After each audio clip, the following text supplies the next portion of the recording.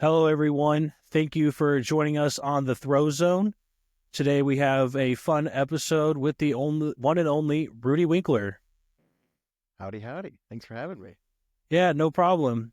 Oh, thank you for coming on the podcast. We've been looking to get some more hammer throwers on here.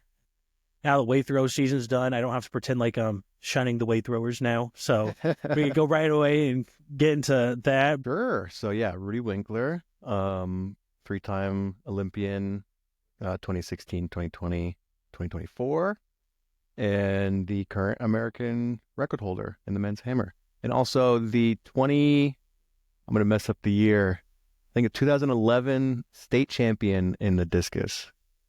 Oh, that's New awesome. York State. Yeah. Yeah.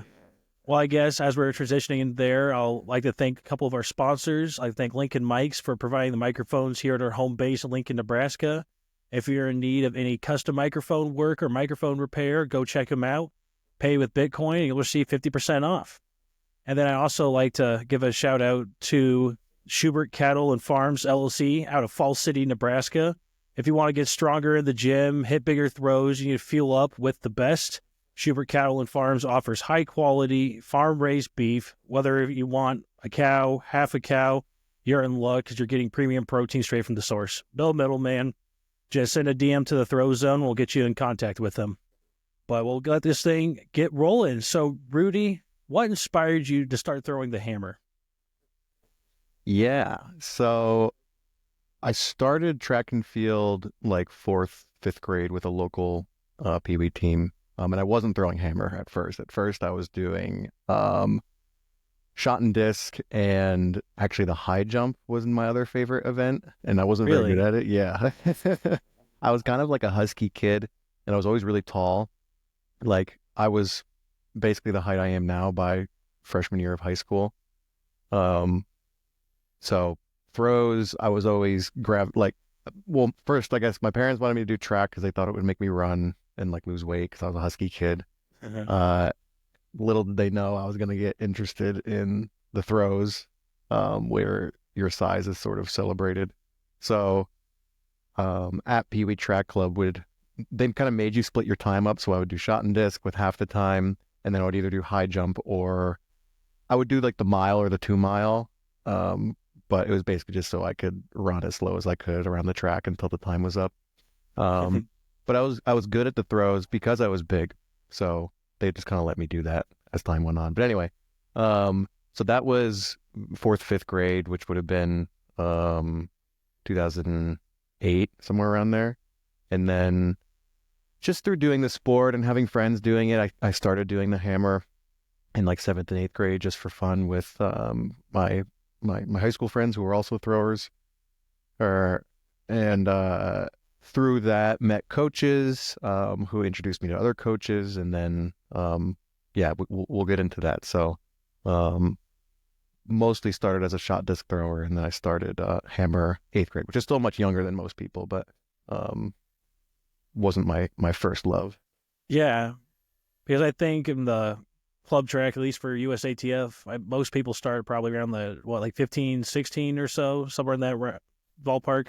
Yeah, I feel like most people start in college. Well, when I was in college, most people's first time touching it was college.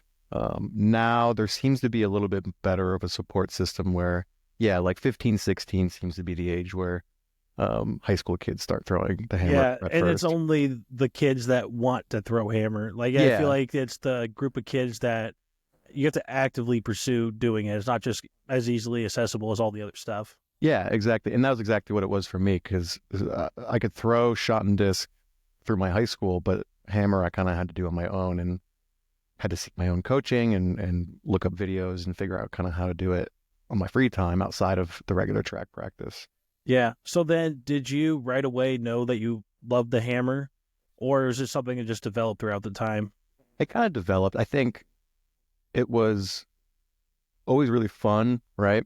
Um, all the throwing events were fun, but something about the hammer, because it was so different, it was really fun to just go like mess around with it with my friends.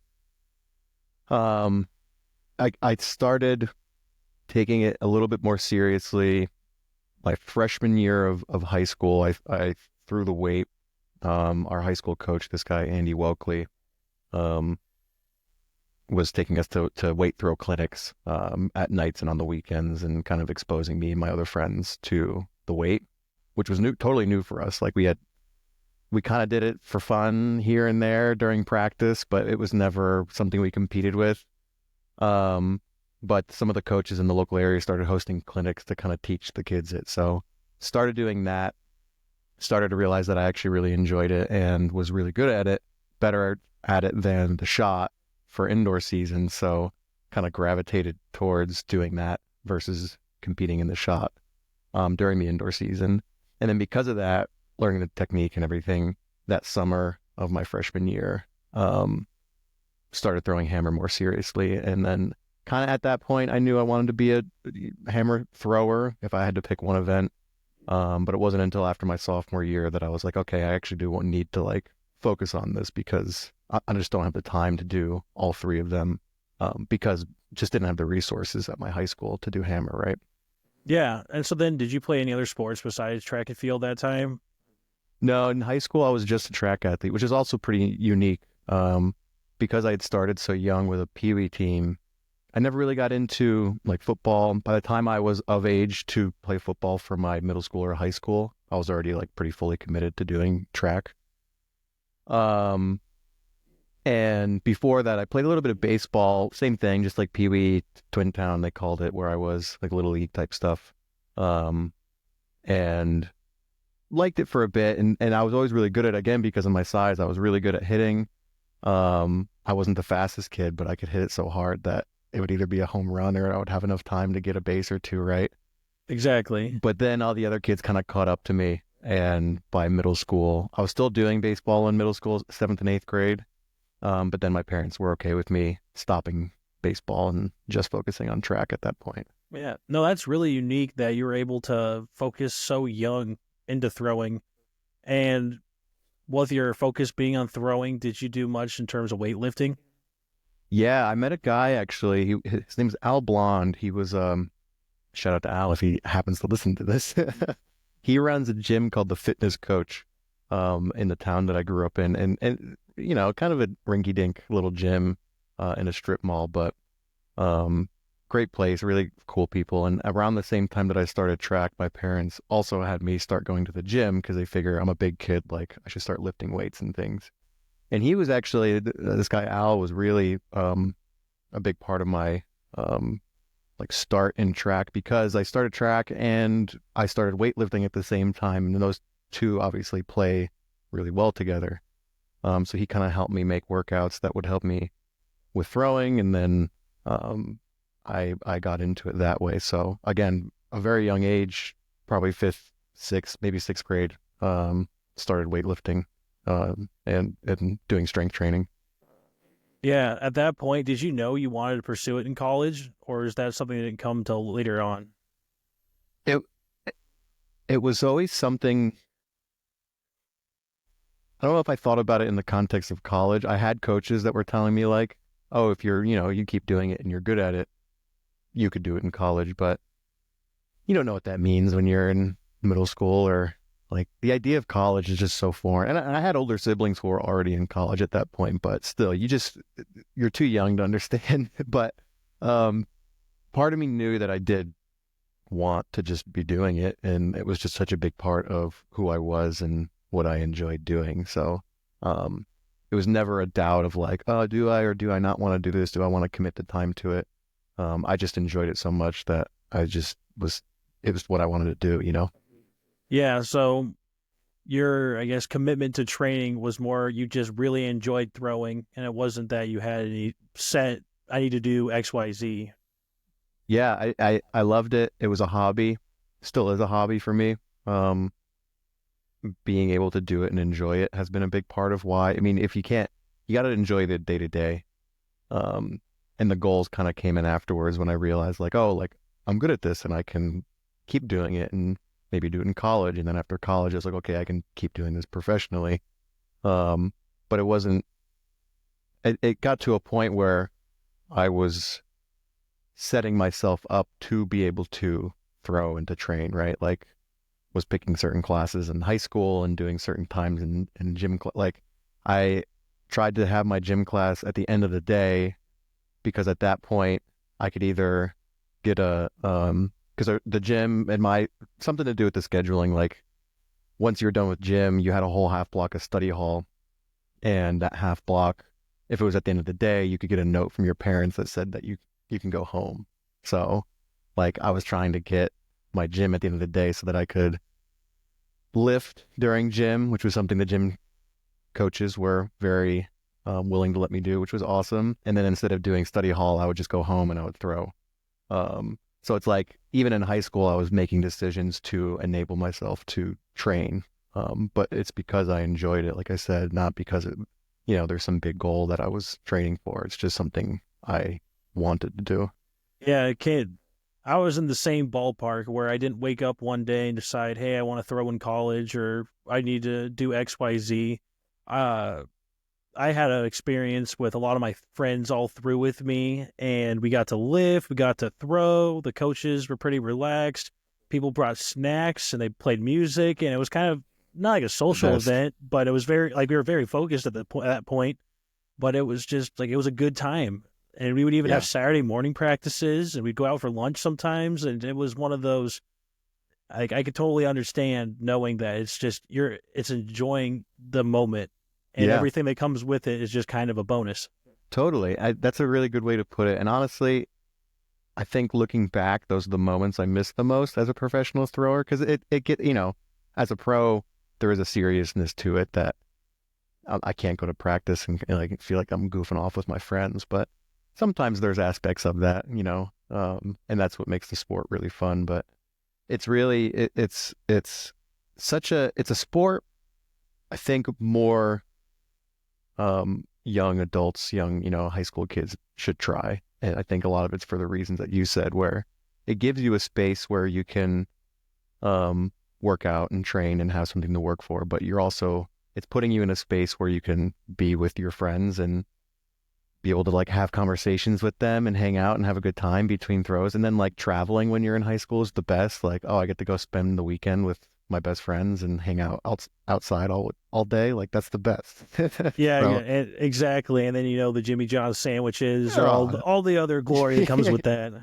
yeah, it's just like I don't know. As a big kid, also being around other big people just makes you feel welcome, and it's just so nice to have that sense of community at such a young age.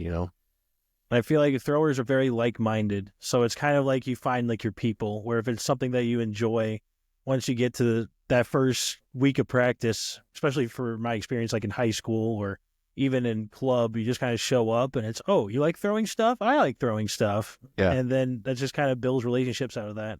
yeah, totally. And that's the best. I mean, that's the best thing about sport in general, I feel, is finding that connection with people and finding a community.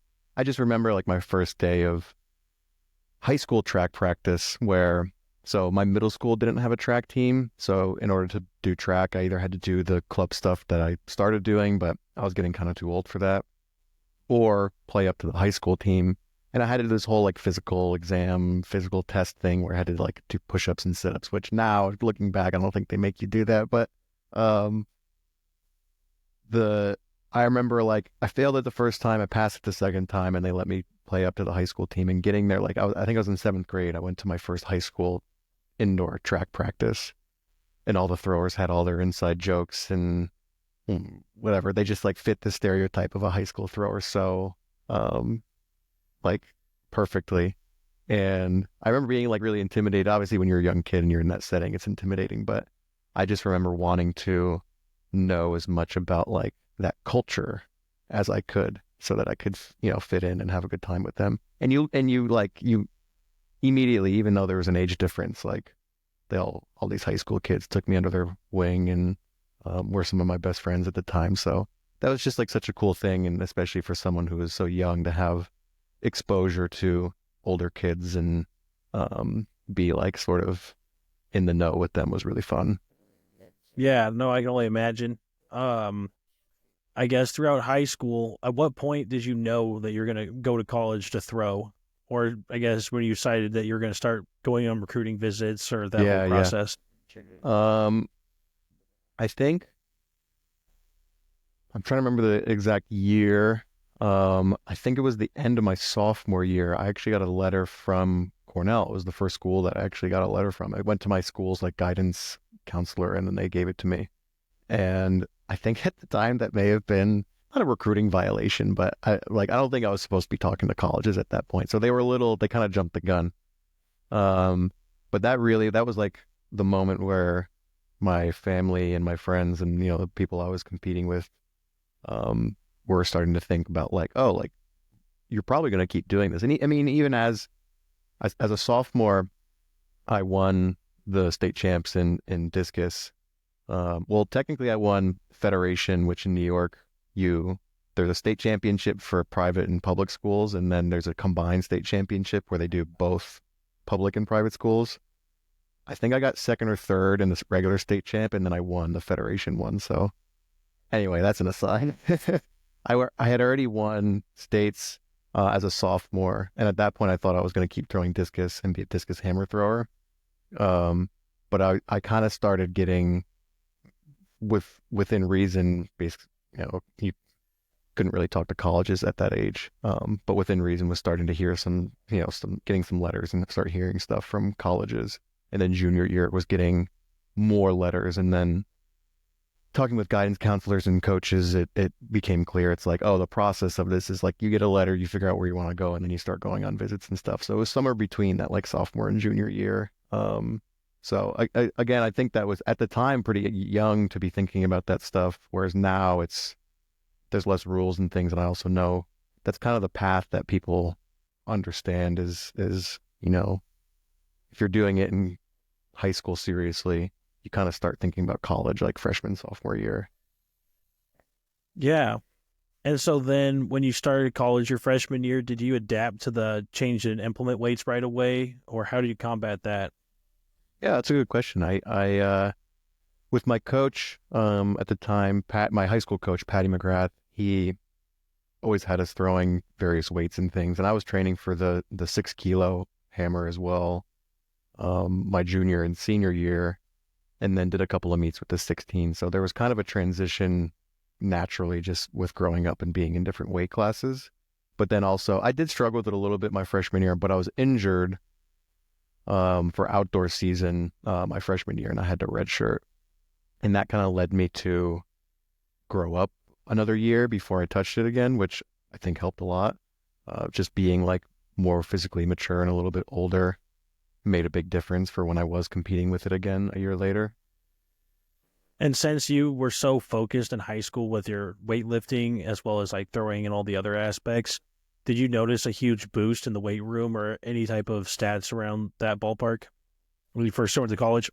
Yeah, yes and no. The coaches at Cornell were actually very willing to work with my high school coach just in terms of programming and things. So my lifting didn't look that much different in college than it did in high school. And that's part of it's just the coaches had similar philosophies and things like that too, right? I don't ever remember getting like suddenly like a big jump. But I do remember the environment you're in when you're in college and your lifting is just way more intense. So there's definitely a little bit of a boost there, just like working out with my friends. But I think the big difference was like in high school, I never really like maxed. Like my coaches never really tried to push me to like see what I could do with certain lifts. Whereas in college, that became, a pretty regular thing that we did. So that's probably where I got to kind of test myself and see how strong I was in those moments. All right. So looking back, now that you have some experience as a professional, how do you feel about maxing out in the weight room? Is that something that you still do today, or is that more of a college thing? It's definitely more of a college thing, right? I think maxing out in college serves a purpose for coaches to see how strong their athletes are. But as a pro, like there really isn't a point to. I, there's obviously cases where maybe you're doing a max like one rep as part of your workout where you kind of work up and weight towards a really heavy rep, but maxing out from the concept of because maxing out in college is literally to see like, oh, how strong are you, so we can base your percentages off of that max, right? For Yeah, your programming. and the ego boost, you know. Yeah, the ego boost, and like max out things are fun. It's like a day to kind of compete before the season, you know. Um, but it's in terms of it being like functional for like a professional thrower, like I pretty much know how heavy I need to go based on how I'm feeling. It's really more about speed, how well the bar is moving and how efficiently I'm moving versus just max strength at a certain point. So the more Yeah, you work out and the better you get to know yourself, you kind of can judge like, oh, like a 60% day doesn't necessarily mean like I got to do 60% of my max every single time. Like sometimes 60% is going to be a little bit more, sometimes it's going to be little bit less. And being a pro is really like, it's being hopefully like learning how to kind of tap into that feeling of effort level, you know? yeah, no, that's something I always thought was really interesting, especially now that I'm done with college. I was actually just talking to one of my buddies today about this, where I've been working on transitioning to high volume lifting, and I was kind of remembering like previous high volume programming I've done, and I was about to do some heavy squats, and I just got done doing a lot of cleans and like snatch grip deads, and then I was thinking to myself, like, if I'm toast tomorrow, like I don't have a physical therapist at my disposal anymore. I don't have the different types of, cupping, stem therapy, and all those things. It's just, being my foam roller against the world. Yep. And so just trying to be aware of, okay, if I get really broken tomorrow, that might be 4 days before I can do anything again.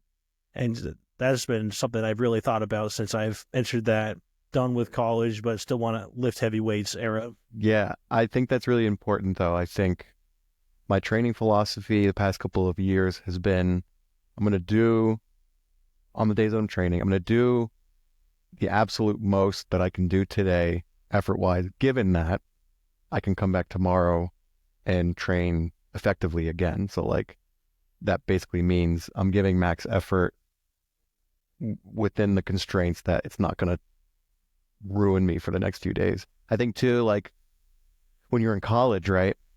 I used to wake up and my ankle would hurt for no reason. And you kind of just go about your business. You lift, you throw like nothing happened. Maybe you go to the trainer and they'll do some stuff for you. But, you get better by the end of the week and everything's fine. As a pro, and like, I feel like once I hit 26 and then every year since, it's one of those things where I'm like, oh, my ankle hurts. If I don't do something about this right now, this is going to be a permanent ailment that it's going to be with me Yeah. until I die. So that's been the big difference, is being mindful of those things. Like a little tweak here and there is a lot more serious when you're post collegially. So Part of the how do reason you, for yeah. the reasons that you said, where like you just don't have access to the trainers anymore.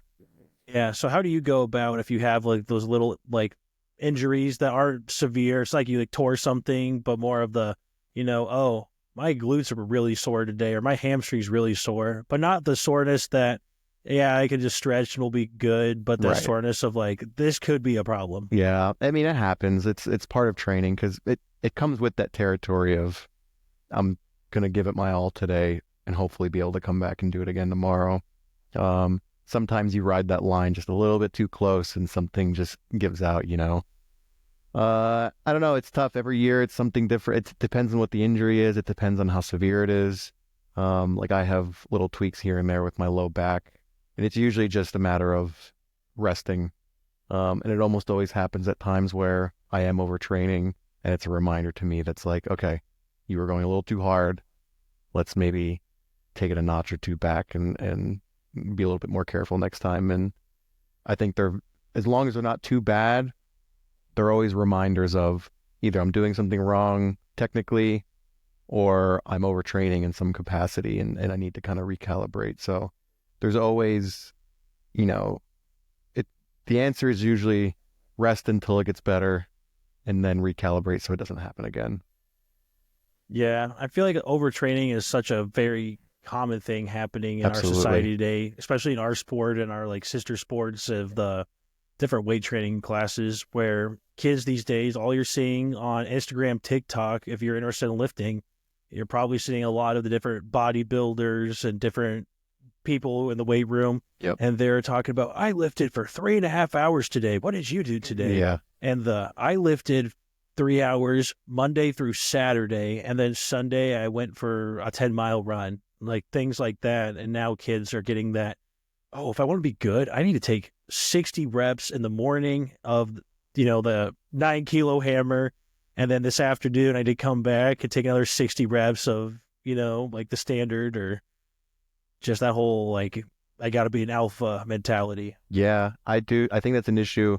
I think it goes beyond to social media, although that's a huge part of it for the reasons that you said. Like, there's just so much information, and a lot of it is people wanting to try all sorts of new things without pulling back somewhere else. So, like, you can try a new workout, new exercise, but you got to know, like, you're going to have to pull, you only have so much energy to give, and your body can only take so much. So if you're going to add something new, you have to take something out somewhere else, Most people don't do that. Everyone usually has like a very additive approach to their training. I had this conversation with Sam Mattis recently, actually, about like the idea of, it seems to be an issue in America, but kind of everywhere right now, where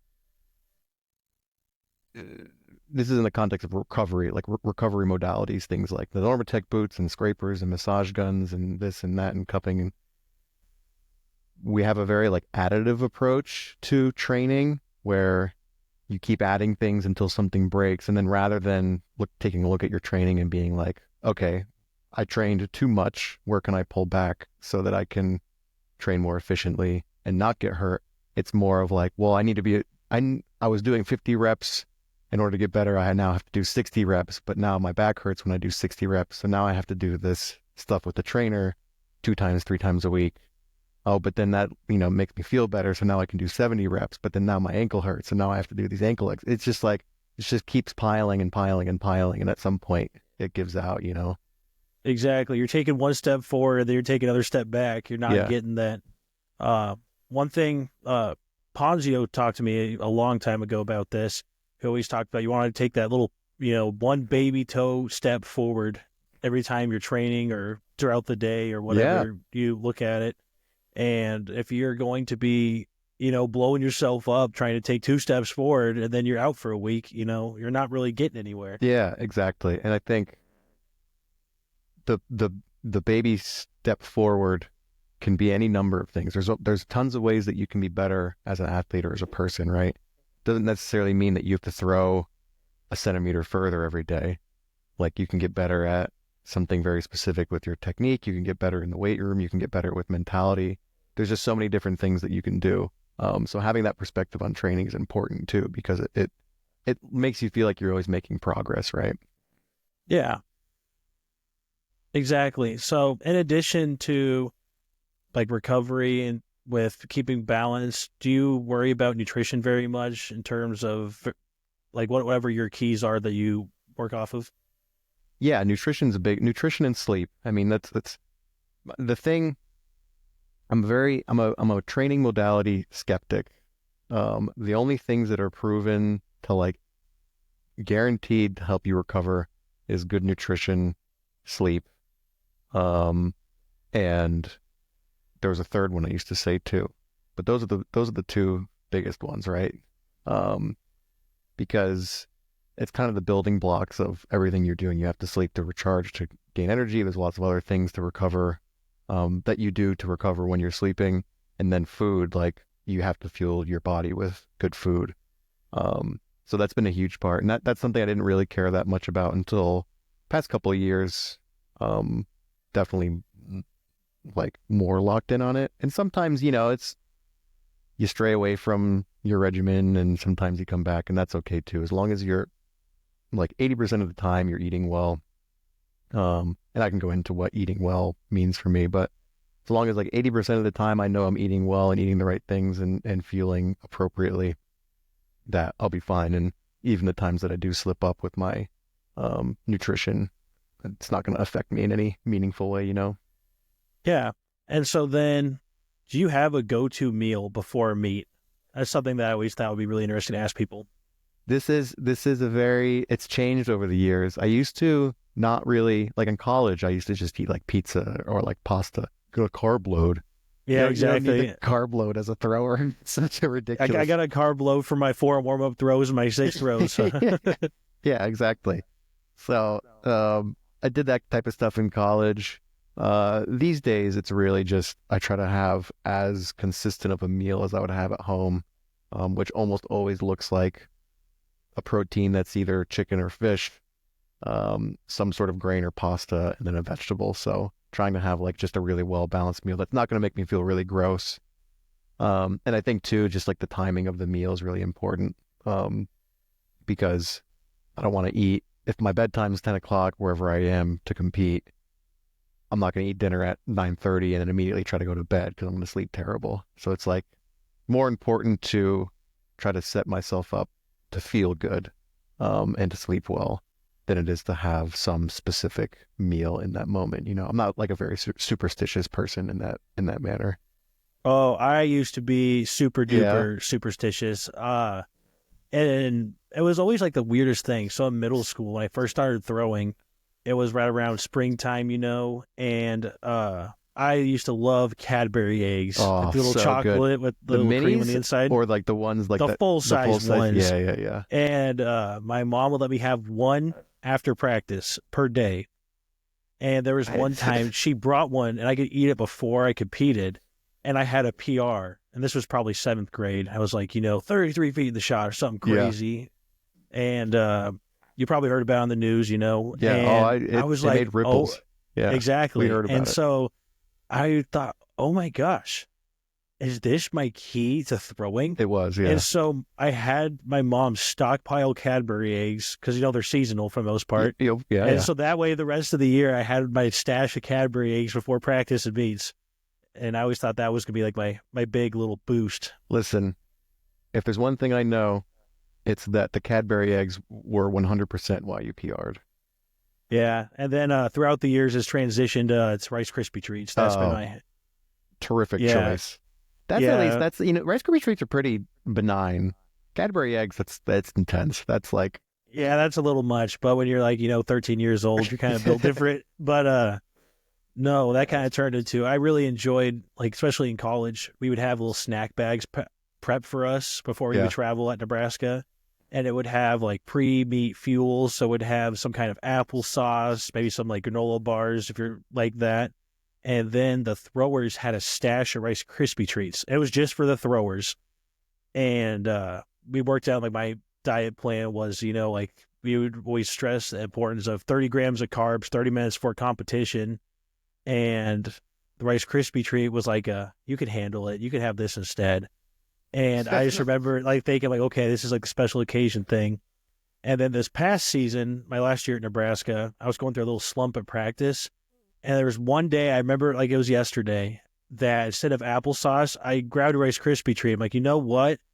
If today's a horrible practice, at least I have this Rice Krispie treat to carry me through. And then I threw really well. And so every day I'd bring my little stash of Rice Krispie treats. And that was kind of known for at one point. I had them in my bag. And they were, you never go too far without them. And it was so nice to think before training, like, you know what? Today could really be the worst day ever, but I have a nice Rice Krispie treat. And they kind of got old after a while, but a nice little blend of uh, fun and fuel. I love that. I don't say I'm not a superstitious person because I don't I don't think other people shouldn't be superstitious. I just don't like it's just not the thing for me.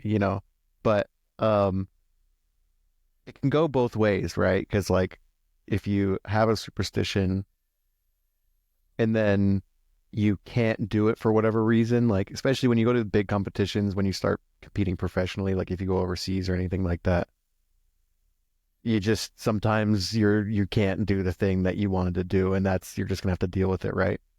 And in those moments where if you're superstitious and you can't have your Rice Krispie treat for whatever reason, then it's like, oh no, like now I'm ruined. Like, Yeah, that was but something that I think yeah. the flip side of it is in those moments, like you said, where you're at practice and it's like, you know what? At the end of the day, I get to have my Rice Krispie treat. Or it's like I had my Rice Krispie treat. That means I'm ready to go. Like that's I love those types of things. Those crack me up, and I think that has like real tangible value for a lot of people, which is funny. Oh yeah, so I always thought that was just really fun, and I was so superstitious. Like I had like that was something that went away with time, and luckily Coach St. Clair really tried to scramble that out of my mind as soon as we started working together.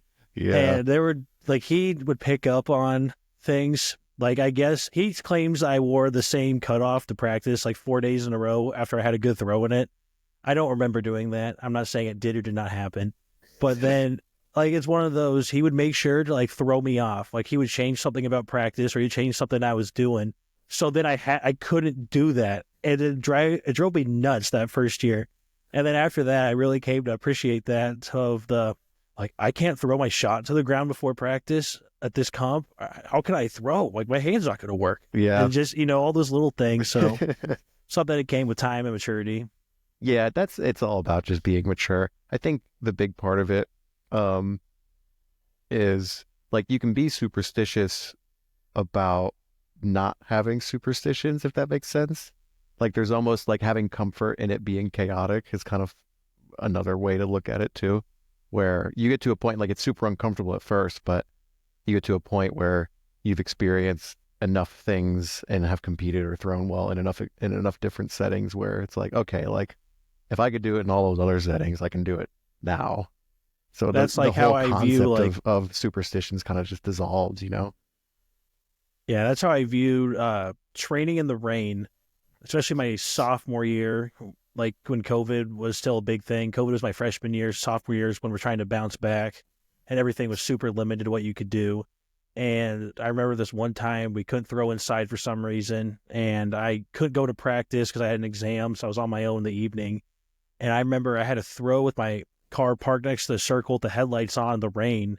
And I Heck just, yeah. like, I didn't throw very far, but I felt so good. I'm like, oh, I'm out here in the rain. Everyone else had the sun. Like, I'm like, I'm working way harder than all those guys. And it was Yeah. just like Heck yeah. that empowerment feeling of the, oh, yeah, if I can do this, then why can't I throw when it's, 70 degrees and sunny? Yeah. That setting is so, I'm gonna call it thrower core. Like no other sport necessitates like you being in a parking lot at night in the rain with your car headlights on to do the thing that you want to do. Like nobody's going to do that in any other sport. And I think that's Exactly. so funny. It's something that almost every thrower has experienced at some point in their whole career, which I find so funny. I think the cherry on top for me was I had to go to this gym outside campus. Yeah. And I walk in and the tape was like stuck to my wrist. It was wet, so I couldn't tear it for some reason. And I was covered in mud. And I walked to the front desk of this gym. I'm like, do you have scissors? I need to get this off. And my hand's all purple. And I was covered in mud. And the guy was like, where'd you come from? And I was like, oh, I was throwing shot put out there. And it was just one of those moments where everyone looked at me like I was nuts. And I was just, Yeah. in my own little world. I could care less. I didn't really know what was going on. You were the swamp person at the gym. Yeah, exactly. Everyone knew you after that. It's the guy who showed up soaking wet one day. Yeah, exactly. Like, what was this guy doing? Covered in mud. Yeah. So that's kind of the topic of them being mentally tough, especially when you come to meet, when you have like unfavorable conditions. Do you have any strategies that you typically like to utilize? For like mental preparedness, you mean? Yeah. I've worked with sports psychs over the years. I worked really closely with this guy, Dr. Nick Molinaro, who's he was mostly a golf coach and golf mental coach. He also does some like race car driving mental coaching now, which is really cool. But beside the point, he's been really like fundamental in developing my like mental practices, especially leading into meets. I used to be very good and very practiced about like doing certain breathing exercises and getting myself into a certain headspace. And I think as time has gone on, I've become a little bit more mindful in my everyday life. And I'm able to kind of put myself into certain headspaces or certain moods. It's tough sometimes. Sometimes I have to resort to the breathing exercises and stuff. But for meets, it's really, I don't know. There's always been something that's kind of turned on in my brain, even when I was a kid, in like middle school. There was always this thing where it just either it's meet adrenaline or like mental something in my brain would, That competitive edge. yeah, I don't know, something like it would be a competition and suddenly I'm throwing 3, 4, 5 feet further. And it's like, I didn't do anything different. And if anything, it was a worse throw technically, but it went further than it's ever gone. And I've always kind of had that. That's just one of those things where I don't know if you can coach that or teach No, it. some kids just have it. And I noticed it a lot, and trying to explain it to people too is really difficult. Where I'm coaching right now, I'm actually a middle school shot put coach as of yesterday. Congratulations. Holy Yeah, smokes. so that's been a fun new experience for me. Yeah. I've done some camps, but this is a whole new ball game, and I also do some private coaching as well. And so I've talked to some of my younger athletes and trying to explain to them where you got to be consistent at practice with technique, and when the competition comes around, you're going to perform well if you are able to hit your positions just from the competition adrenaline and being in the moment. And the kids are like, no, if I'm not throwing 40 feet today, why can I not throw 40 feet then? Yep. Yeah. It's a lesson that you kind of just have to learn through practice and through doing more competitions, you know? Um, yeah, I think just to quickly wrap up my my mental routine. The big thing with Dr. Nick was attentional shifting. He kind of made me realize there's a period in time where I would go to meets and I'd get like this rush of adrenaline and nervousness in my stomach. And it would become so distracting to me that I just would you kind of get into like this weird heightened state of adrenaline where everything is, you almost feel like jittery, Yep. And it's very easy to be distracted in those moments. And he kind of, I think the big thing, I guess first I should say the big thing, especially as a lot of young throwers think that, professional throwers or adults or whatever, you're not supposed to feel nervous and they don't feel nervous. And that's just not the case. Like everybody who I know who competes professionally or competes at the Olympics or Worlds gets nervous, has those nerves that they have to try to temper, And what Dr. Nick kind of taught me was this idea of you're not going to make it go away. Like it's going to be there, but just allowing yourself to feel whatever that feeling is and then take note of it, let it be there, and then shift your attention to the things that you need to do to throw far is really important.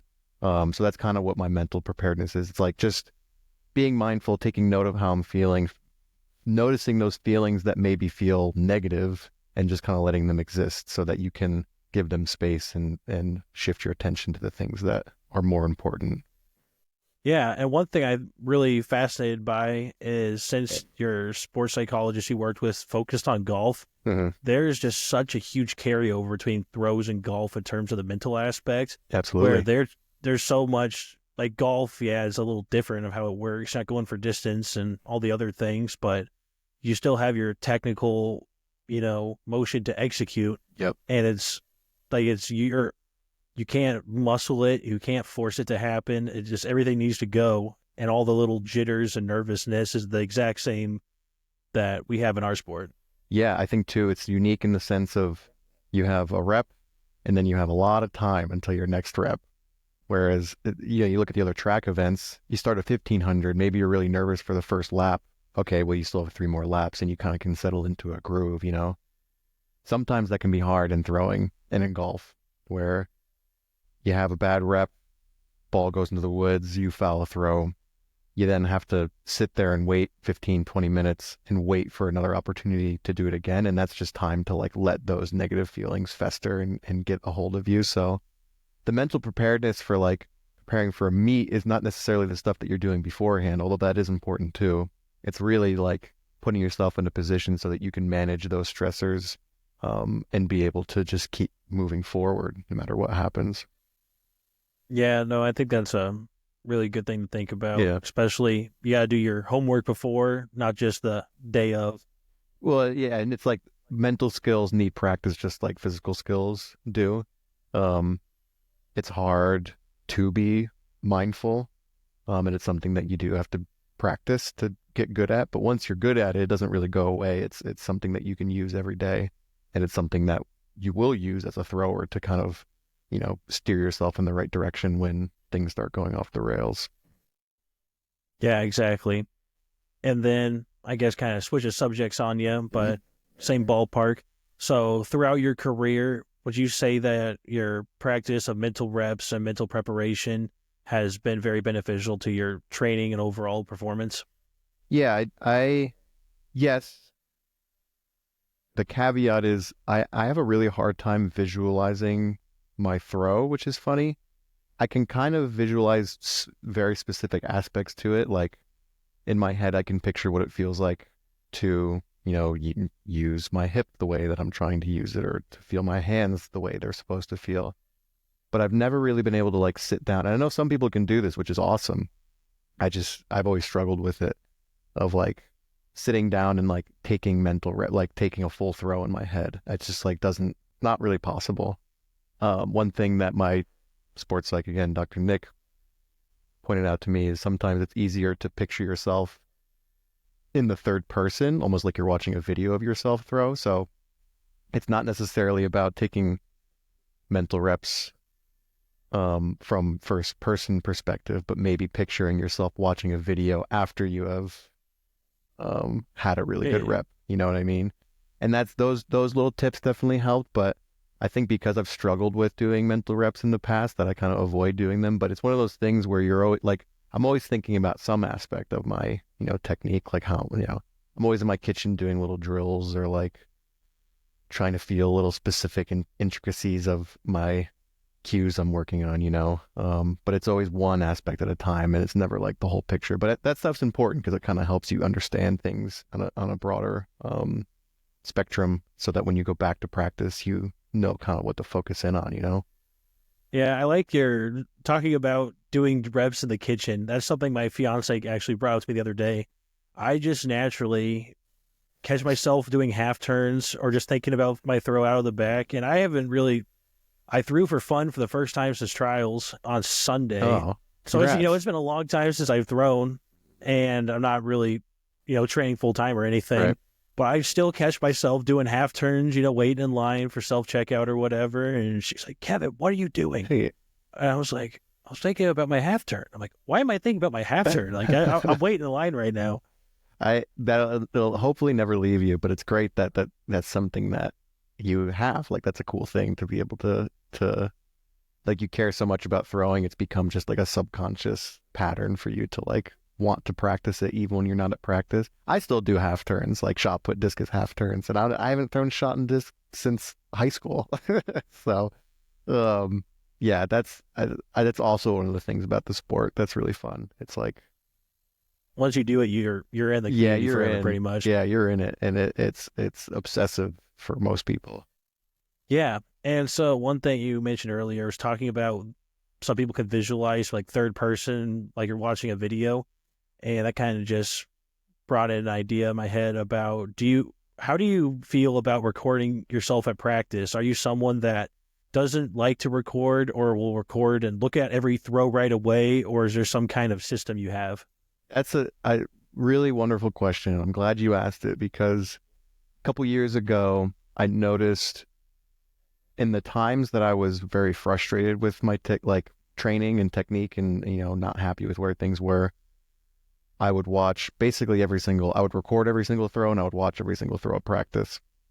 And the times where I was super happy with my training and feeling really good and feeling really confident in myself, I wasn't watching any video really at all. Or I would take a video and I would watch it once and then never watch it again. And I noticed that pattern, so I did an experiment. I'm not going to call it an experiment. It was like just The I self want a evaluation. self-evaluation. That's a great way to put it. Like, was this last season?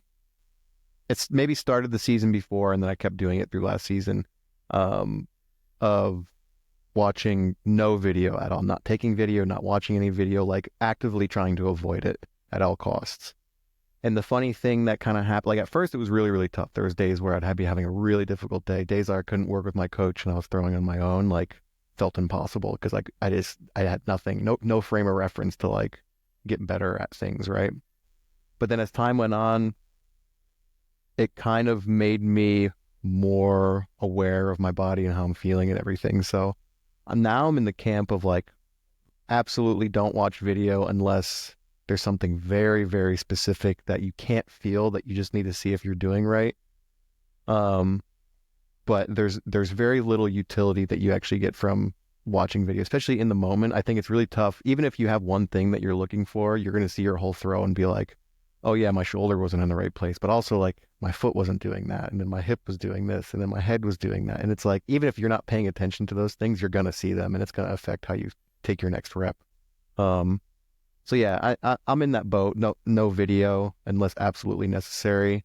Video analysis is a little bit different because that's like you're breaking things down. You're kind of like, That's more you're studying, yeah. yeah, you're studying. I don't really do that much either. But I don't think video analysis is as beneficial as people think it is. I think if you train yourself, you should be able to feel exactly what you're doing wrong without the aid of the video, you know? Yeah, that was probably the hardest thing I've had to learn in the last couple of years. Yeah. Where in high school, I never really had a solid coach, where I had a coach my freshman year, and then he got a new job and left, and we got a new coach my sophomore year, and he left. Mm. And then I had a coach that stuck around my junior and senior year, but a lot of my stuff was on my own, and I was his first group of throwers, and he was just getting started as a coach.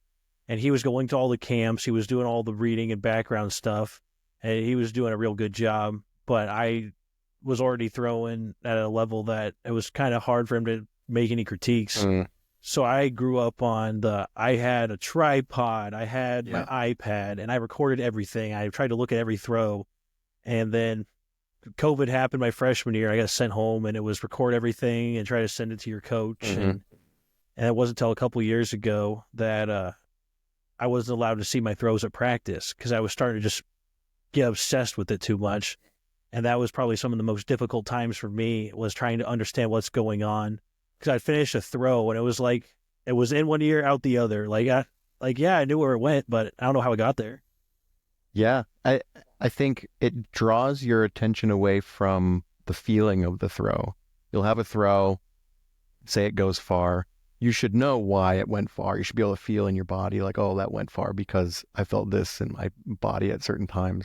But if you watch too much video, it kind of leads you down this path of like, I don't know if that was good or not unless I see the video. Yeah. It like removes that like feeling and like physical aspect to it. And I think that can be dangerous. And again, like some people, I'm not going to advocate for people to never watch video during their practices. Like there's obviously utility to it. But you gotta, no, exactly. You gotta be careful because it's a very slippery slope. Like once you start going down Very that addicting. path, yeah, it's very addicting. Exactly. Yeah, I had during my little like transition of getting out of that habit, Coach St. Clair had this thing where I would take throws back to back, and he would ask which one did I like better. And this was just more of a guessing game of how it felt coming out of my hand and where it landed. And there was okay, this happened all the time, but like there's like a few practices I remember throwing into the net, and I was through two, and I was like, yelling at it. It felt really good. And he was like, Kevin, which one do you like the best? I'm like, throw two. That was awesome. And he was falling out of his chair laughing. And I looked, and going into the middle, my right foot was almost on almost out of the circle. Like I over rotated so bad. And then I jumped into the center to try to line myself back up. And so, like, I felt really powerful because there was a lot of stuff going on. And then I looked, and I'm like, okay, that would probably been like a 15-meter throw, and not anything close to what it should have been. And that was just one of the little stepping stones when I was getting out of that bad habit. Yeah, I think it's like it's developing trust in your coach and like knowing that whatever they're telling you is true. I think that's a big part of it. Because part of wanting to see the video and wanting to see how it went and wanting to see, look at something is that part of you doesn't trust what your coach told you, So that's the first hurdle you got to go over. And then the second one is trusting yourself, trusting your body, trusting that like the things that you're feeling are the things that you should be feeling. And that's like, you got to be able to take it, what your coach said in, you got to be able to take in other, parts of, how far the throw went, how it felt at different points during the throw. And all those kind of build the picture for you where you shouldn't need to see the video to know if it was good or not, but the video can help you understand if it was good or not after you've already done that, Yeah. internal And analysis. there's the application that, especially for your younger people, once you start going to bigger meets, your coach isn't going to be standing next to you with an iPad. Yeah. Where, like, that was something that was really hard. Like, my first time throwing at Drake relays, I didn't throw very good at all because the coaches weren't exactly allowed to be right next to you. And so it was more just like, waving at the stands, and they're trying to, like, do charades. Like, oh, do this. I'm like, oh, throw harder? No, turn your hip. Like, and once you get to that point where you understand, you could feel like, okay, I could definitely tell that something in my hip in the front wasn't activating. And then you can kind of see your coach and kind of like, okay, yep, they're thinking the same thing. We know what we're working on. Yeah, no, so that's something that really helps for that situation. You're absolutely spot on. I think that developing that communication with your coach, where every athlete coach relationship has those funny, like, the athlete looks at their coach and their coach does like these weird hand signs, and then immediately as an athlete you're like, it's okay, like the third base coach in baseball. Exactly. That's exactly what I'm thinking. Oh, when he touches his belt and then his brim of his hat, I know I have to get my hip more, stuff like that. We had this ongoing joke in practice that, imagine if that's how throwing works. It's like coach is like giving you all the signs, like, like touch his ear, and it's like, okay, he picked his nose, we're going for a PR on this one. Like, it's just crazy that was how our sport worked. That would be the best. I would love that. And then it would become about reading other coaches. What do you think it means when he touches his left ear? It's like, he's throwing left sector on this one. This is going to be crazy. Or especially like discus, where you can factor in the wind. Like, okay, right side wind, we're going to right sector. Okay, be prepared. It's like everyone blow the other way, try to throw it off. And no, I feel like that's how a lot of people outside our sport see us. Especially a lot of people that I'm good friends with from different events from school growing up. A lot of them didn't throw, and so they always ask, like, oh, why didn't you just throw it farther that time? Or like, why didn't you throw it higher? So if it goes higher, it goes further. And just that whole, like, yeah, totally, I'll do that. Thanks. Yeah, there's so much of that. I think there's just a lack of, even the people who are interested in the sport and do watch it, it's, commentators aren't super good, so you're not getting anything from them to know how the sport works, And then from, like, I don't know, it's hard to understand as an outsider what it's like to do what we do, where you're just practicing a singular motion over and over and over and over and over again forever. Again, golf is probably the closest a normal person gets to it. But I think a vast majority of people who golf don't practice golf in the same way that we practice throwing. I think pro golfers do. But yeah, even like that top, not even 1%, probably less than that of golf, isn't that equivalent stage? Exactly. So that, I mean, it's just hard for regular people to understand. It's like, it's really no different to developing any skill, like where you're doing the same repetitive motion over and over and over and over again. But most people's hobbies or things that they do in a day-to-day life don't involve doing the same motion over and over and over and over again. But I think with that comes, like, I don't know, sometimes they're right. Sometimes you do just need to throw harder, go faster, which is funny. But we love overcomplicating things, which is good and bad. Yeah.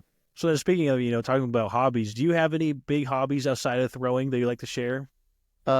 Yes, I do. I've had all sorts of hobbies throughout my whole life. Currently, my big hobbies are mostly baking.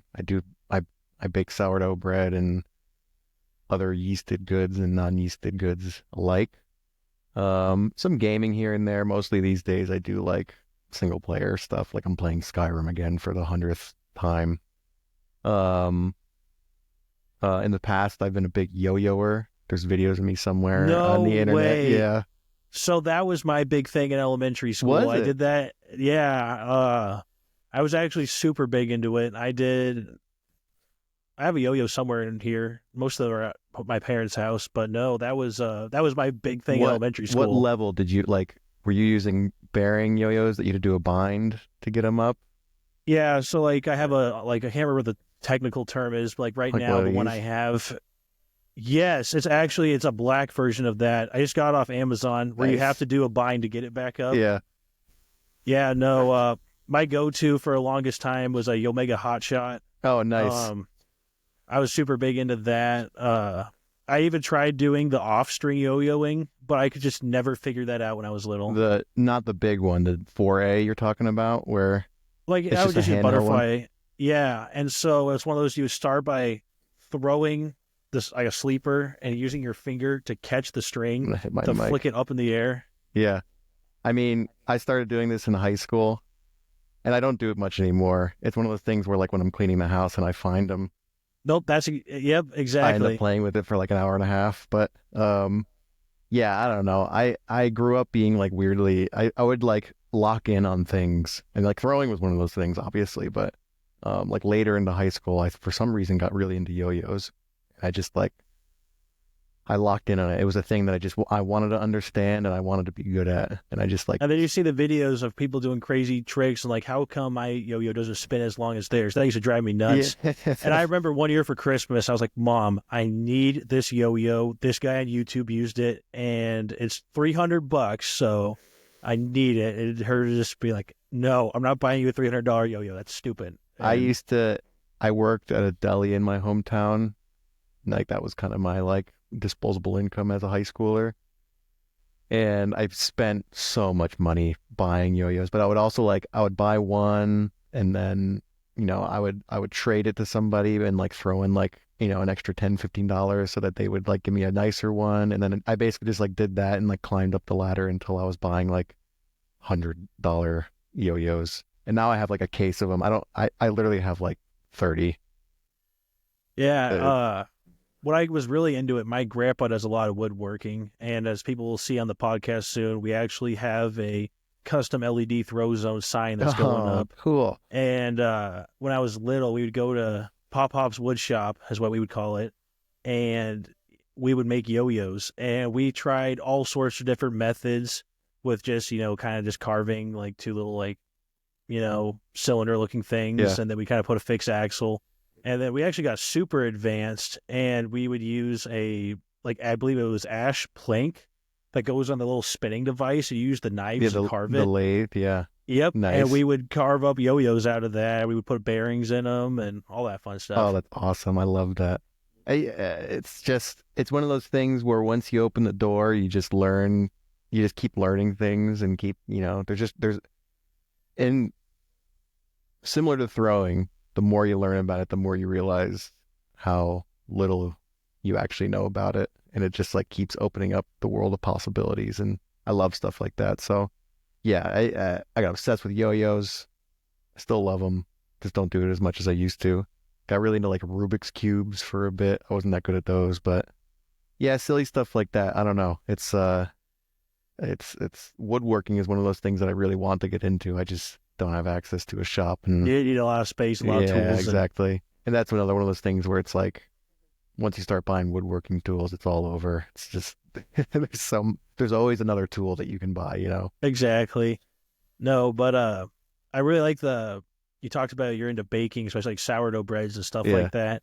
I was just talking to Roger Steen on a previous episode. He was talking about like his love for cooking, especially like smoking meat and things Yeah. of that sort. And we brought up the idea we need to have like a thrower cookbook, just kind of go down the line. It's a good Like idea. think about it. Everyone was kind of curious, That's a good especially idea. if the Kovacs is always posting, Yeah. 5-course, 5-star meals that just look amazing. Peyton is always posting good food on his story, and We have to eat so much. If you're not a good cook, then you're just going to be miserable. You're just going to eat bland rice and chicken and beef. yeah, that was me a couple months ago. I'm learning. I'm getting there.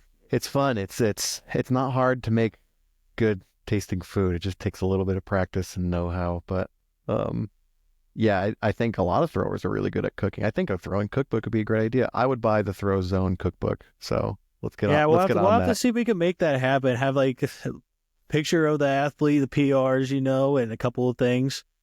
Yeah, that's especially Roger talked about they do like their max squat days or whatever, like heavy intensity lifts on Sundays, and they Yeah. smoke ribs or they smoke some meat. And so when you get done lifting, you can go right into eating lunch. Oh man, that got. I haven't ate dinner yet. I have some Philly cheesesteaks calling my name to start cooking up after this. So, Nice. Nice. oh Yeah. yeah, I that's my dream. Honestly, like I've been thinking recently about how I want like a garage gym so bad, and I want to like set the grill up next to it and put a fridge in the garage too. Just like sit there, like and crack a cold one, do some squats, and grill some meat. Like that's the dream. Yeah, no, that's especially now I've been training at the YMCA, and today there was a billion people there, and there wasn't room to do much, and like it's not like there's like an Olympic lifting platform, so I was trying to do some cleans today on this uneven floor. That's little rubber pallet things. It's just not a fun time to do Olympic lifting. And so I would tell my fiance, I'm like, okay, we need to rent one of the garage stalls at the apartment complex, go build a little Olympic lifting platform, make, big Kev barbell in the apartment garage for now until we get in a house someday. So Yeah, that must be the dream for about everyone. I was thinking about that during COVID. But like of the idea of like I'm gonna rent a storage unit and put a squat rack in it and then like sneak in there a couple times a week. But like just ridiculous. Someday we'll both have home gyms and it'll be great. But I had one temporarily, and for anyone that has known me for a while, my sophomore year during COVID, I lived with a couple other guys in the track team, a couple jumpers and a sprinter, and we had a first floor apartment, one of those. It wasn't on campus, it was like outside campus, and it was like it was an apartment, but it was pretty much like a student living facility. And it had the high ceilings. We're on the first floor, and that's when COVID was real bad. We were constantly having to isolate for 14 days at a time, and we had some extra weights and like a shed and some little squat stands. And so we brought that into our living room, rearranged the living room. We called it Big Kev Barbell, and we would lift and squat and whatever the facilities were closed for COVID. And people would come on over and lift in our living room. We'd cook steaks on the stove right next to it. And it was honestly a really fun time. We had little foam pads on the floor for Olympic lifting. yeah, We can get just about anything done there. I think that's your destiny is to open a gym called Big Kev Barbell. Yeah, that's the dream. We're working on it. That's great. I honestly think two things. Buying gym equipment during COVID was miserable because everybody was trying to build a home gym because of COVID, obviously. But then right after that, it was the best time to be buying gym equipment because all these people who had home gyms were now selling their stuff for super cheap. So I know a lot of people who scored like incredible amounts of weights and things post COVID. Yeah. But I was gonna say COVID for me was like there's something about that like I don't know, maybe it's the community part of it. Like I was living with Sam Mattis and Noah Kennedy White, another discus thrower who went to UPenn, another garage strength guy during COVID, and we were in Jersey. And like something about like going through that experience together was great. Like we were like figuring out how to train and setting up like lifting in a shed secretly at Rutgers and like using their facilities when they didn't know it. Like I don't know, it's just like that kind of sneaking around and like living with your friends and doing that was like so fun. It felt like high school to me again, where you're like, oh, I got to go sneak on to high school to get some extra throws in. Oh yeah, like we got sent home, and I would go try to throw at my high school, but they put caution tape up on the track. Oh, it's crazy. And they put hurdles everywhere, and I was just throwing in my pit, minding my own business, and 3 police cars showed up one day. And, like no one came out to say anything, but it was just like the feeling in my head, like, you know what, this might be a bad idea.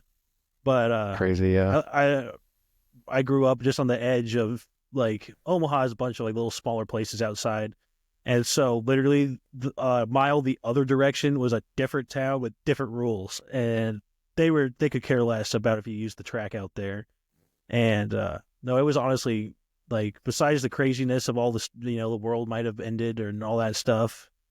Like, it was a real fun time just to really zone in on training because there's not really much else you can do. I've heard that perspective from a lot of people, but I also think we kind of like look back and have tamped down all the, like erased all of the trauma at the time too. Where yeah, we're 5 years out now, so now all the horrible things are kind of forgotten about. Yeah, And exactly. And the only thing that's left is all the cool stuff that we got to do. So, exactly. Now it's starting to get to like that nostalgia feeling of like if you lived in that situation right now, how terrible that would be. oh, it was awful. But like now it's just like, oh, remember we didn't have to like you didn't have to see anyone and you could just kind of do your own thing. And I gotta say too, it's like since then I've been closer to a lot of my high school friends because we were doing like regular video chats and playing games together and things, and it's just stuff I wasn't doing before that. So I think it kind of opened up the realm of maintaining certain relationships too, which is cool. And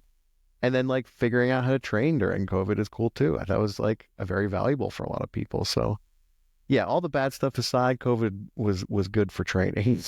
yeah. And one thing about being a thrower, like we're always kind of forgotten about, we're left out, we're the first people to Totally. get shorted in the budget and like, limited for whatever reason.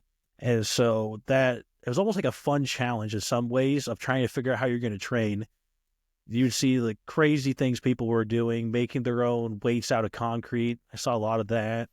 Or even Yep. just, it was cool to see like who wants to get better. No, Like you could totally. You're find, right.